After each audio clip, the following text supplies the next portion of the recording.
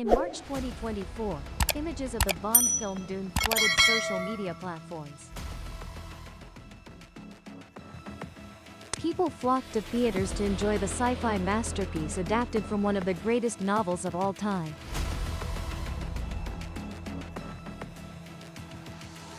As hell became a catchphrase in every discussion, symbolizing the film.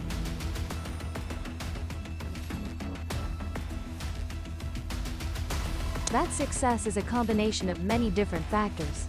However, it can be seen that it partly stems from the theme the film chose to build upon.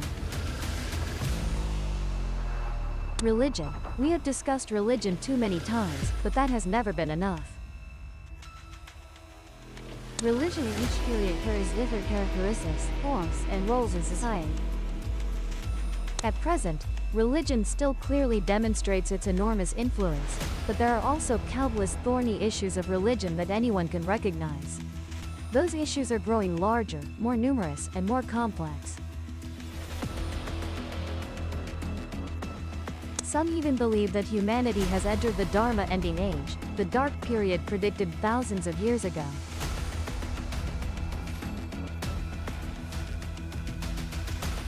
So what is the Dharma ending age? What are its signs? Are we in the Dharma ending age? Let's join Butru Wenfleet to answer that question in an upcoming 30-minute video. Humanity and the predicted Dharma ending age.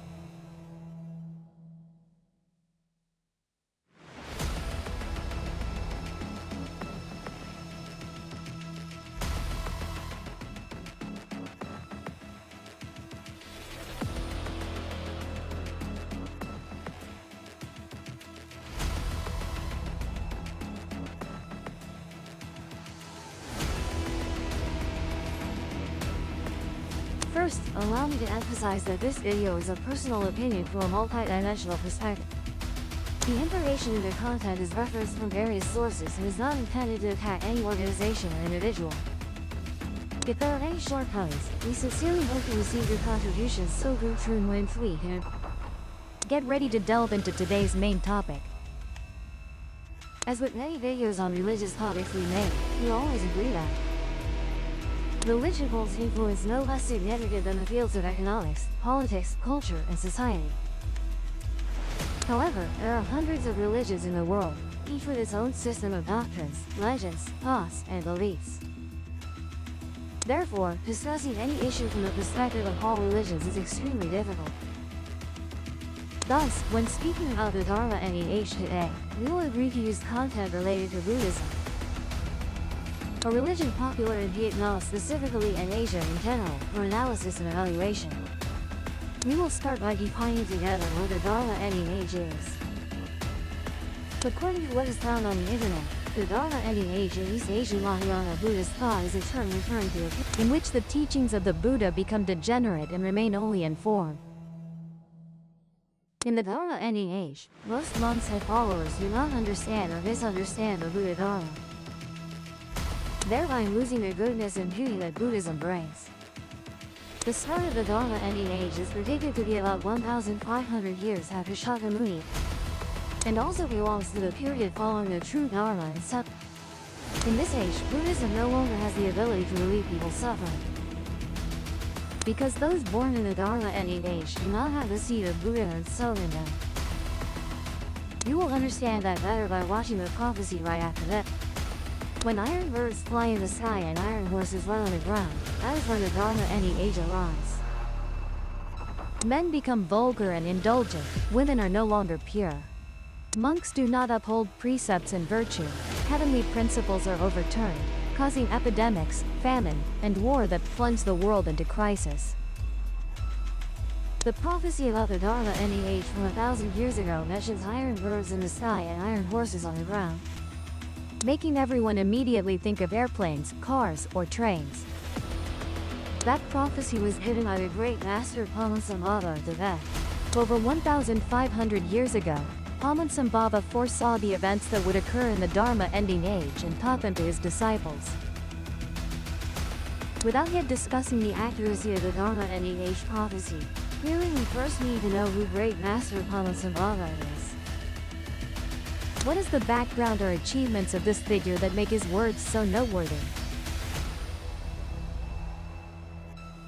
Experience a completely new sea, wash away work fatigue at 30 signs. Announcing 10-step haircut and wash at a fixed price of premium service, top-notch technology. Announcing 10-step haircut and wash. In early August, there was a small country named Okimbat. In Buddhist scriptures, this small country is recorded under the name Okimten. Therefore, many believe this place is more akin to the Western Pure Land than our mundane world. On the other hand, many believe it was a real country that once existed. In the Great Tang records on the western regions by the Great Master, this country had another name, Otrom Nakwa, located in the area of today's Swat province in Pakistan.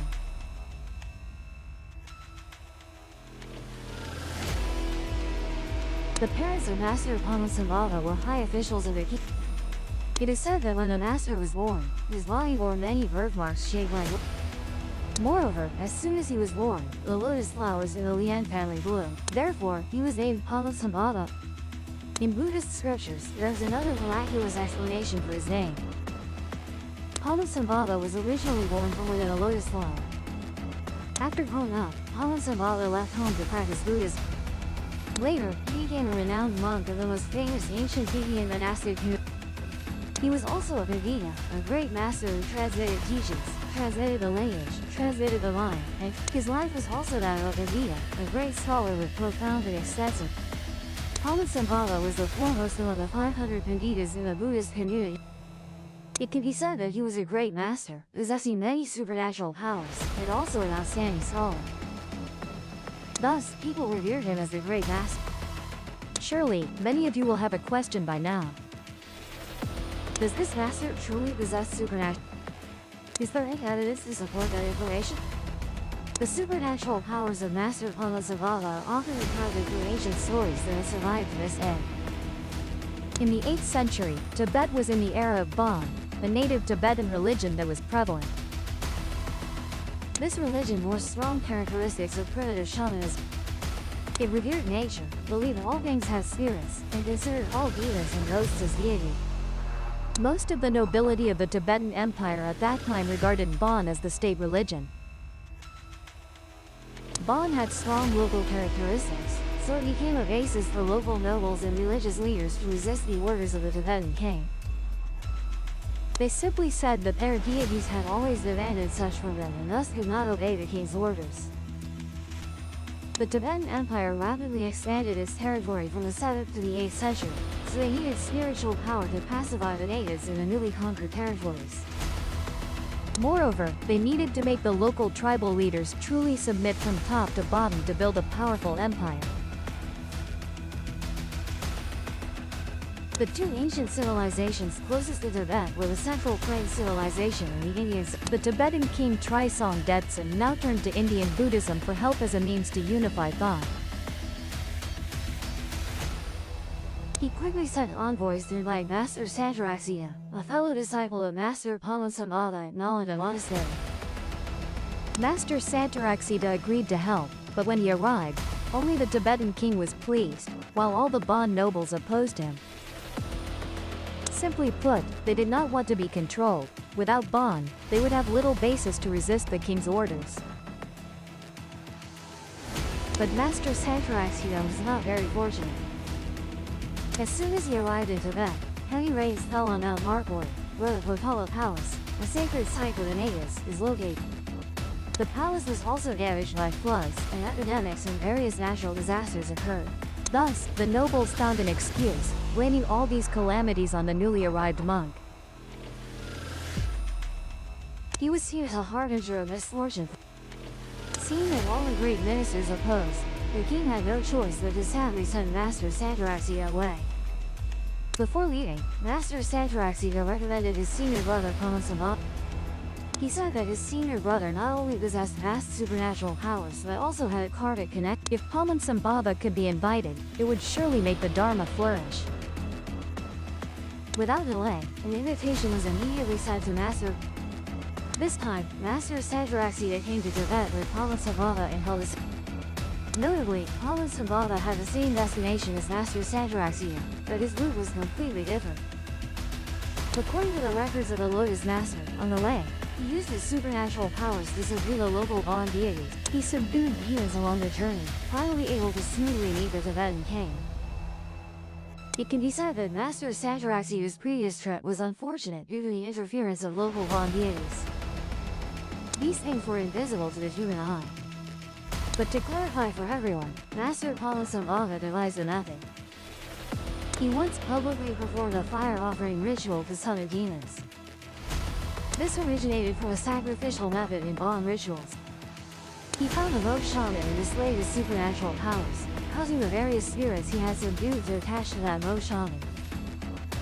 Then, Sambhava subdued those spirits, using the low priest's words to reveal the truth about the events that had occurred. In front of everyone, the low priest continuously spoke in different voices.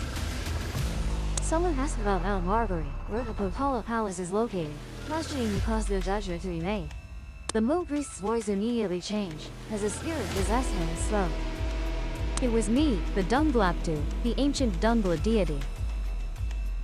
After the spirits confessed the truth, Master Sambhava immediately the spirits also obediently submitted. Within about 6 months, Master Sambhava had basically subdued the deities of Tibet. Everywhere he went, his reputation spread, leading people to believe in Buddhism. Sambhava stayed in Tibet for 18 months, converting the first group of indigenous believers to. These were the Tibetan king and the royal ministers.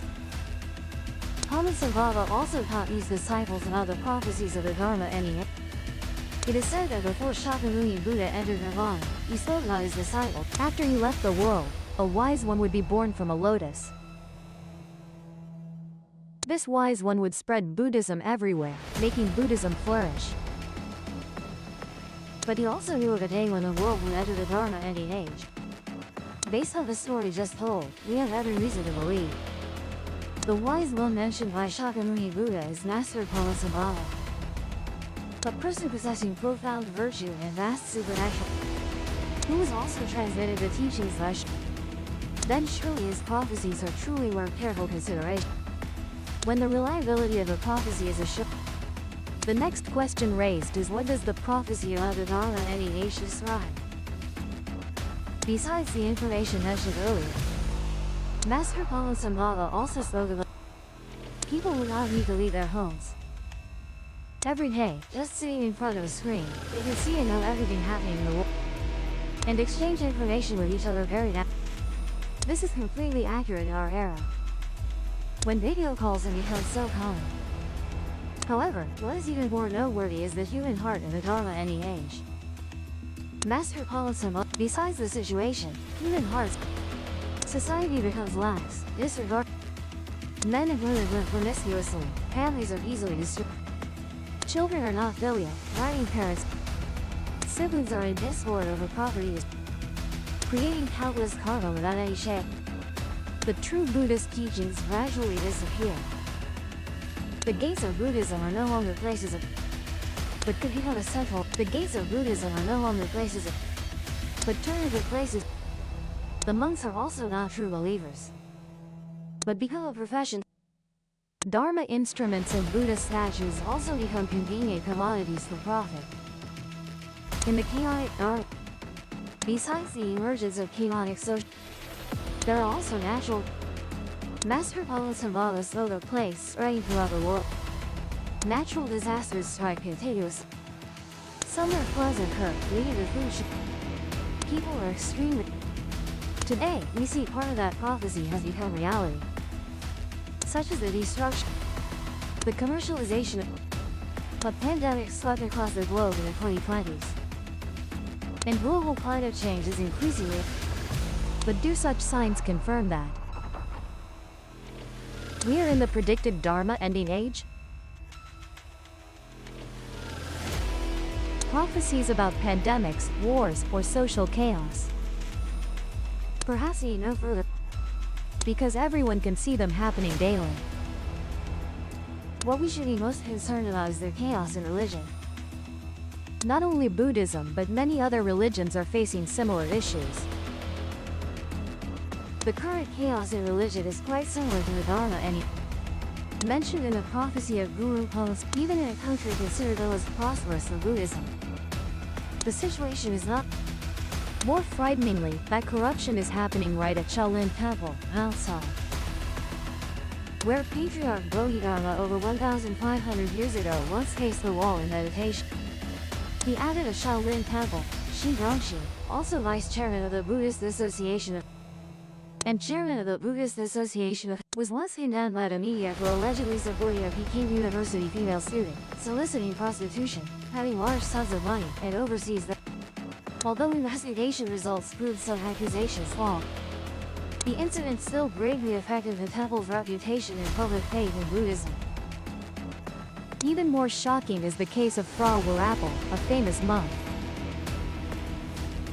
Abbot of Pa Kanti Than Temple in Sisaket Province, Thailand. Before fleeing to the US, nearly $11 million was seized from his personal bank account. He also faced accusations of abusing minors, money laundering, tax evasion, and drug possession. This monk became the focus of the press. After videos of him spread online, he fled. After the internet circulated videos of him sitting on a private jet, wearing sunglasses and carrying luxury bags. He was also said to own over 100 expensive cars and many large plots of land. In July 2016, this monk was arrested in the US after 3 years of aiding Thai police pursuit. It is hard to imagine that those considered highly virtuous, enlightened followers of Buddha would act this way. However, looking more broadly, other religions also face many difficult problems. In 2018, the Pennsylvania Supreme Court in the U.S. released a nearly 900-page report on sexual abuse in the Catholic Church. The report named 300 priests accused of depraved acts against children. The report stated that over 1,000 children were abused by members of 6 dioceses in the state over 70 years. This was one of the largest investigations in the U.S. into church harassment, lasting 18 months. A Pennsylvania grand jury of 23 members convened since 2016 questioned dozens of witnesses and studied over 500,000 pages of internal diocesan documents. More than 10 priests appeared before the grand jury, most admitting their actions. The report further revealed that victims of clergy abuse included both boys and girls. Many victims shared they were drugged or manipulated in various ways. Some were even beaten by their families for not believing their story. Authorities suspected systematic cover-ups within the church, causing most abuse cases to be hidden for years and exceeding the statute of limitations. There is no doubt that religion in general has somewhat lost its original pure values. Sadly, this corruption is highly contagious, affecting many countries worldwide, including Vietnam. But specifically, how did it affect?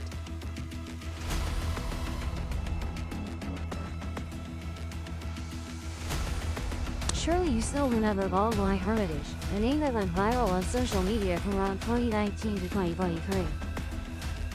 This is a typical example of the chaos-driven Dharma NEA. When bad actors exploit religious identities to commit unacceptable actions.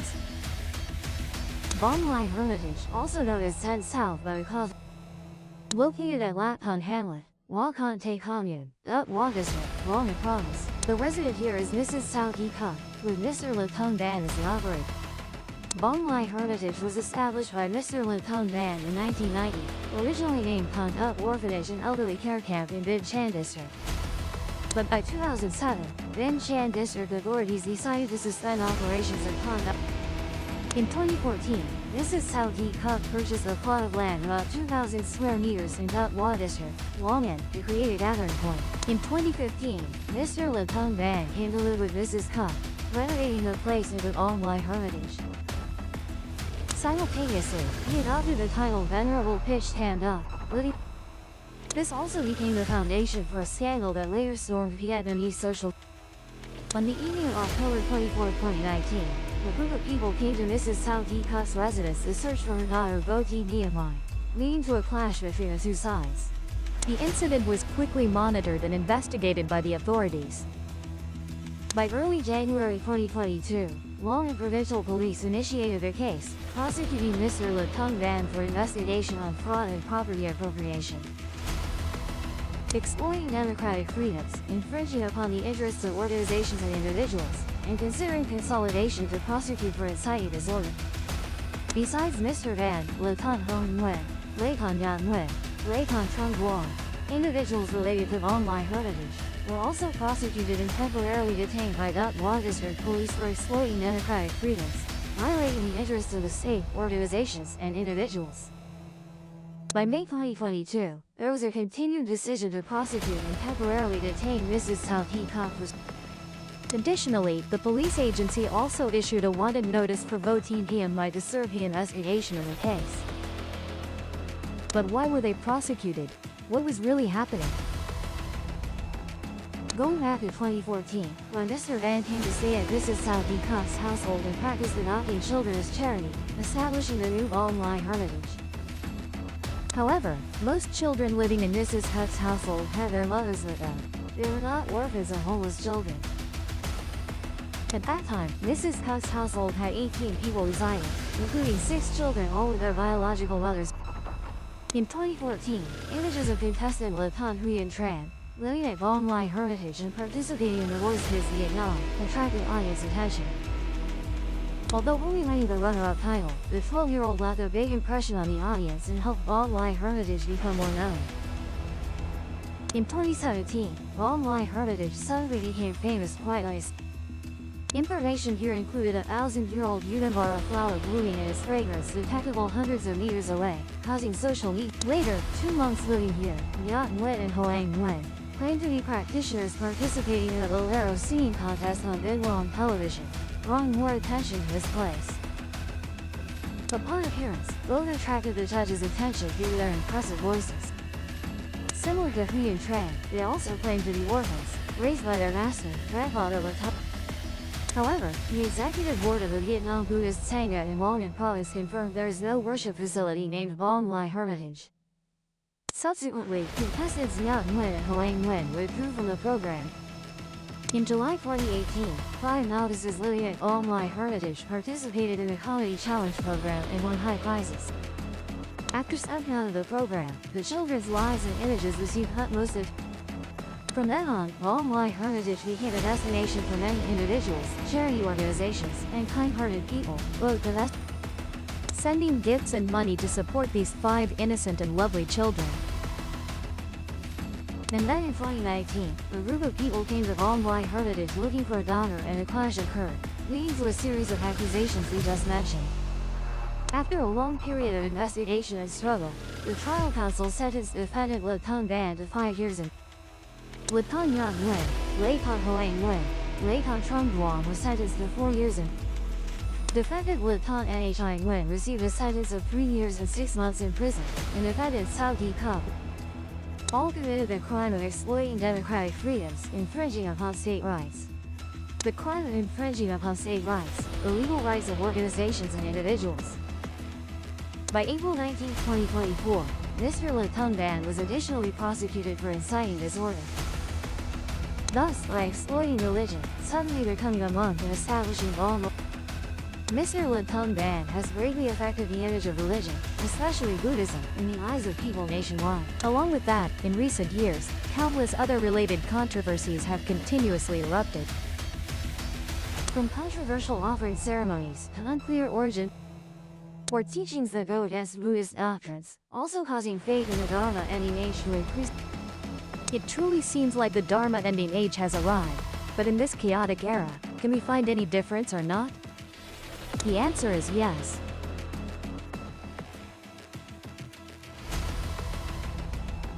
The man you are seeing is named Liang Tu, also known as Fish Min Tuesday. He is famous for his ascetic walking journeys across the country. He claims to be someone who travels to learn and practice Buddhist teachings. However, Fish Min Tuesday became unintentionally famous due to YouTubers and TikTokers following and filming him, causing disturbance. Many people have begun to question his background, life path, and way of gathering. As mentioned, Nichiren Tuesday's real name is Lahan Tu, born in 1981 in KY Bangkok, KY District, Hot.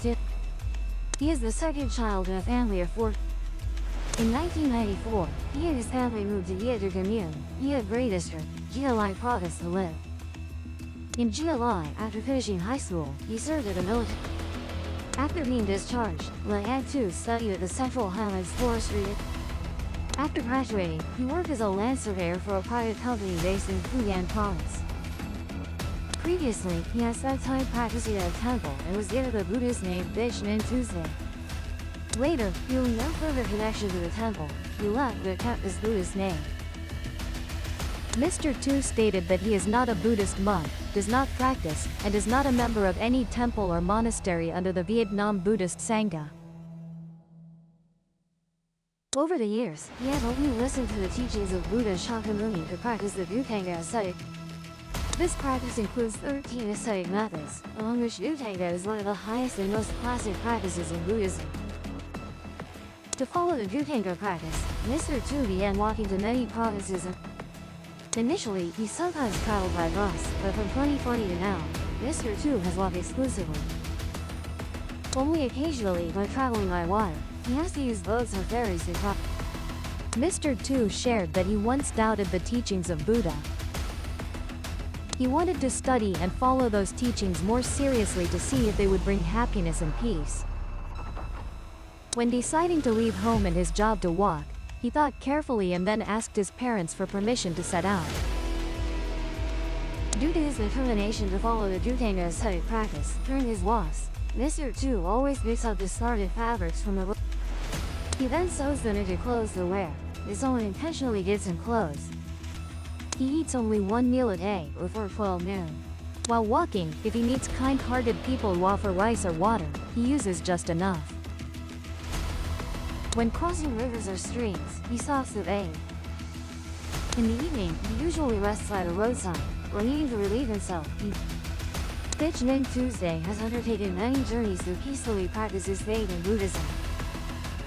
However, in 2024, for some unknown reason, he suddenly became an internet phenomenon in Vietnam.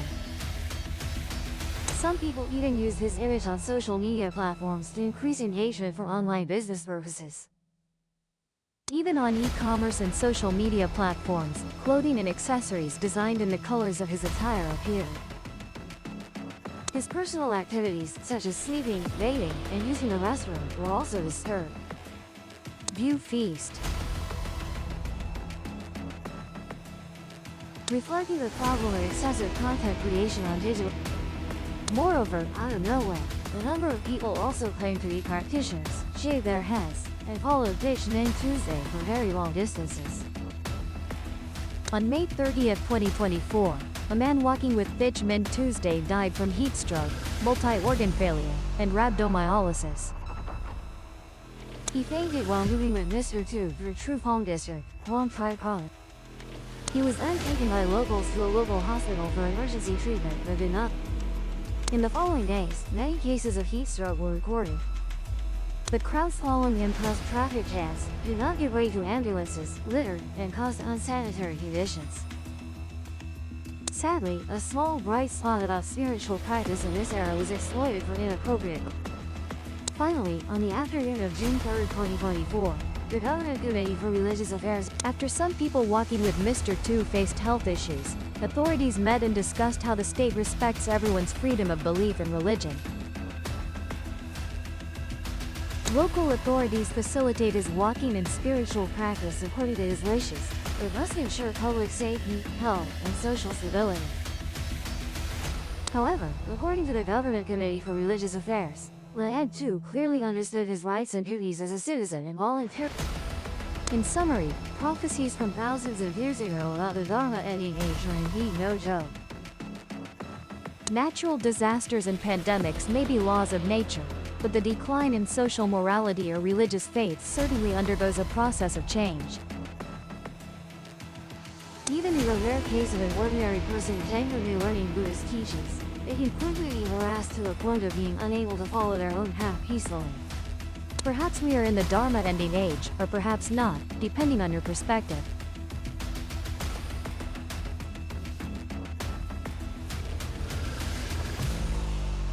However, the core issue remains humanity. It only requires each ordinary person in society to listen and understand the beautiful values that religion brings. I believe the Dharma ending age will pass. Stay always vigilant. Do not blindly turn yourself into a victim in this chaos.